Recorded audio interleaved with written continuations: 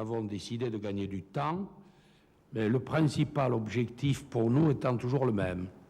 Nous avons essayé, tout au long de cette journée et avant son dénouement, avec le préfet de police a engagé le dialogue, mais uniquement avec le commandant de bord, puis le chef du commando avec lequel nous avons pu engager le dialogue, insistant vivement pour faire le plein de kérosène, demandant 27 tonnes de kérosène, alors que pour aller à Paris, il n'a pas besoin de 27 tonnes de kérosène. Mais d'autre part, insistant vivement pour se rendre à Paris. Lorsque nous leur avons demandé pourquoi Paris, ils ont répondu que c'était pour faire une conférence de presse et présenter leurs revendications. Peut-être l'avez-vous vu, sans explication directe,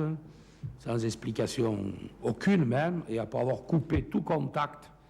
avec la tour de contrôle, puisque les discussions entre le commando, le commandant et nos responsables à Marseille se faisaient par l'intermédiaire de la cour de contrôle,